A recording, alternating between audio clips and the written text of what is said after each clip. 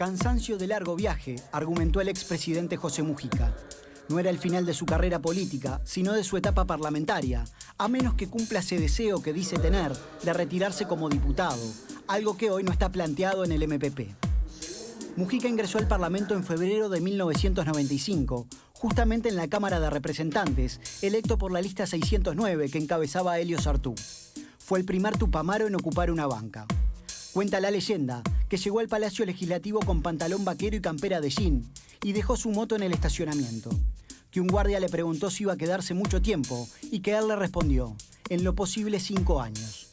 Cuando llegué al Parlamento me propuse la estrategia de llegar lo más lejos posible y la llevé a cabo, contó en Una oveja negra al poder, el libro de los periodistas Andrés Danza y Ernesto Tulbovitz. Pensaron que nunca llegaría, pero yo veía algo abajo, en la gente. Había algo ahí y traté de interpretarlo.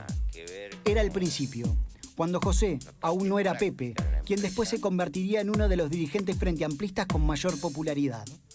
Recorrió barrios de Montevideo y del interior del país. Viajaba en ómnibus. Contó que se pasó su primer periodo visitando pueblos y capitales del interior, algo que el Frente Amplio no hacía y que dice todavía le cuesta hacer. Ganaba protagonismo con su estilo de lo políticamente incorrecto y sus respuestas espontáneas. Ganó proyección nacional. En 1999 fue electo senador. El MPP obtuvo 120.000 votos, 3 veces más que en 1994. Mujica era dirigente de referencia para la oposición. Él y Eleuterio Fernández Huidobro eran 2 protagonistas del Senado.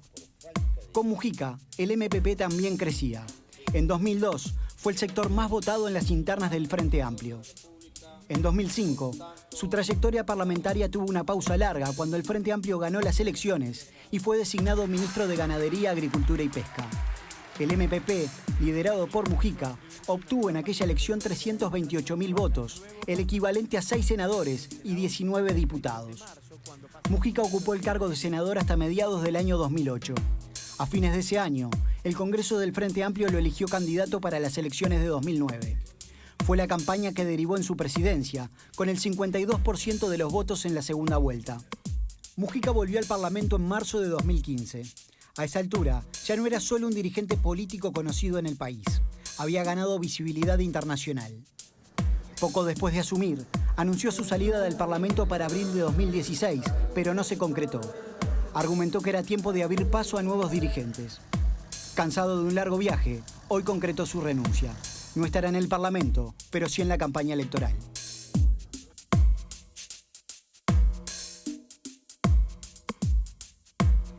Bien, me gustaría una primera vuelta de panel. Además, teniendo hoy más datos, más información, más opiniones que se han ido generando, especialmente a través de las redes sociales, ¿no? Graciano. Sí, impresiona mucho esta excelente ficha del colega Horacio Baroli, realmente muy documentada, muy ceñida de los hechos. Impresiona ver la carrera política de este hombre que, como mostraba el tape, empezó yendo en motoneta, en jean, a la Cámara de Diputados y terminó de presidente de la República. Yo creo que no hay un antecedente en la historia política del país de un hombre que además había tenido el pasado que todos conocemos que tuvo Mujica, que haya hecho esta carrera fulgurante y que todavía hoy sigue siendo el dirigente político que más moviliza en el país. Haga lo que haga, diga lo que diga. Y el que genera más amor y más odio, ¿no? Esa cosa bien genera polémica. Información y es lógico que así sea, primero por su peculiar personalidad, sobre la cual cada uno podrá tener la opinión que tenga, pero es un hecho. En segundo lugar, porque es la figura política electoralmente más poderosa del partido de gobierno. Eso convierte en cualquier país del mundo a la persona que reúne esas características en el político más importante del país. Y hoy Mujica lo sigue siendo. Por lo tanto, este paso al costado que él da en el Senado no es un retiro de la actividad política. Yo creo que todavía vamos a recibir sorpresas de Mujica, vamos a seguir recibiendo, y seguramente, bueno, la biología, por supuesto, como a todos nosotros, va haciendo su obra. Pero es un hombre que a la edad que tiene muestra una gran vitalidad, está totalmente lúcido, totalmente vigente. Él bromea con el tema de la candidatura presidencial. Yo creo que perfectamente podría aspirar, como lo vemos hoy, a esa carga y seguramente recibiría una gran adhesión dentro del Frente Amplio, porque yo creo que, como lo decía Baroli en la ficha, ha logrado sintonizar con un sector de la sociedad, ha logrado una empatía que es poco frecuente gente que quizás se sentía al margen de la vida política tradicional, Palacio Legislativo, discursos, Parlamento, etcétera, etcétera.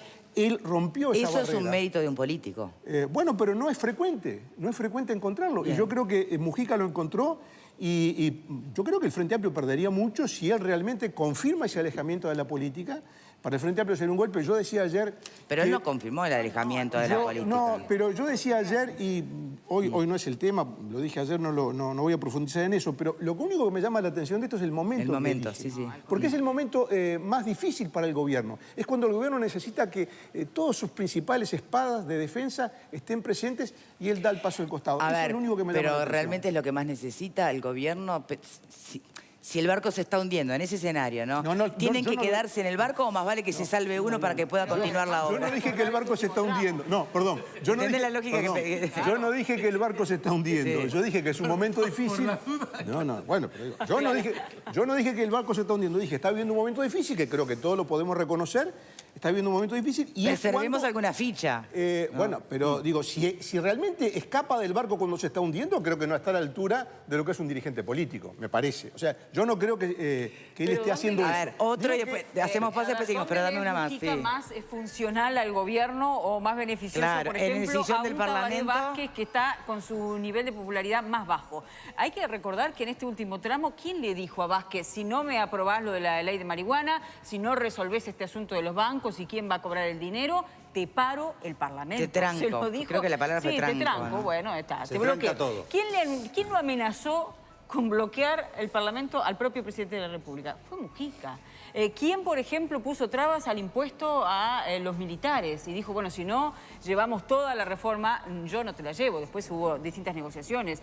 Yo creo que evidentemente al gobierno Mujica le es más beneficioso haciendo campaña política, recorriendo el país, que estando sentado en el Senado. Tenemos que hacer una pausa, pero cuando regresemos, a mí me gustaría plantearles dejar de lado las especulaciones sobre su futuro en la política y hacer una evaluación de por qué les parece que se ha convertido en el político más criticado, más aplaudido, esa cosa tan polarizada que hay en torno a su figura. En definitiva, si hoy hubiera que pasar alguna raya, ¿cuáles serían sus aciertos?